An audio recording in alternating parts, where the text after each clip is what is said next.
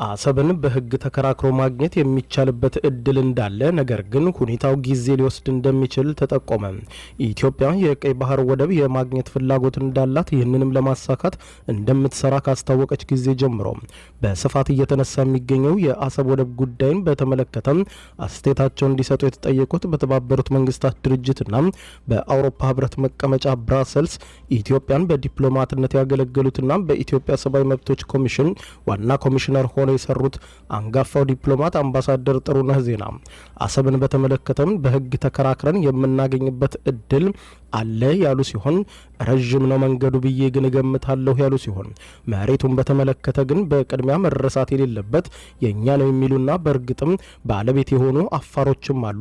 የአሰብ አፋሮች ያለ ፈቃዳችን ወደ ኤርትራ ተጠቃለናል በሚል ከኢትዮጵያ ጋር መካለል እንፈልጋለን ካሉ የሚያስቆማቸው አንዳች ነገር እንደማይኖር ጠቅሰው ጠቅላይ ሚኒስትር ዶክተር አብይ አህመድም ከዚህ ቀደም እንዳሉት እንዲህ አይነት ከባድ የሀገር ጉዳይ በጊዜያዊ የሽግግር መንግስት መወሰን እንደሌለበትና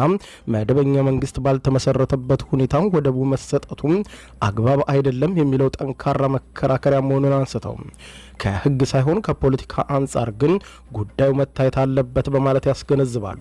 የአሰብ ጉዳይ ወደ ግጭት ሊገባ የሚችልበት እድል ሰፊ እንደሆነ ጠቅሰው ነገር ግን ከግጭቱ በኋላ ወደ ፖለቲካዊ መፍትሄ መምጣቱ የማይቀር መሆኑን ያስታወቁት አምባሳደር ጥሩነህ በህግ ብዙ ጊዜ የሚፈጅ ይመስለኛል። የኢሳያስ መንግስት በሌላ ከተተካ ወይም የተለየ ለውጥ በአካባቢው ከመጣ እንጂ ጉዳዩ በህግ በአጭሩ አይፈታም ሲሉ ኢትዮጵያ አዋጭ የሆነውን የባህር በር ለይቶ ያለመወሰን አዝማሚያ እንደሚታይ ጠቅሰው በሳቸው ግምት ግን ከአሰብ የተሻለ ምቹ የባህር በር ለኢትዮጵያ እንደሌለ በማንሳት ኢትዮጵያ ምጽዋን ጭምር ለምን አትጠይቅም ሊባል ቢችልም አሰብን ለማግኘት የተሻለ እድል እንዳለ ሲገልጹ በደርግ ዘመነ መንግስት ደግሞ አሰብ ራስ ገዝ አስተዳደር እንደነበረ ጠቅሰው ኢህአዴግ ወደ ስልጣን ከመጣ በኋላ ግን ኤርትራ ስትገነጠል የአሰብን የራስ ገዝ አስተዳደር ሁኔታ ባላገናዘበ መንገድ እንዲወሰድ መደረጉ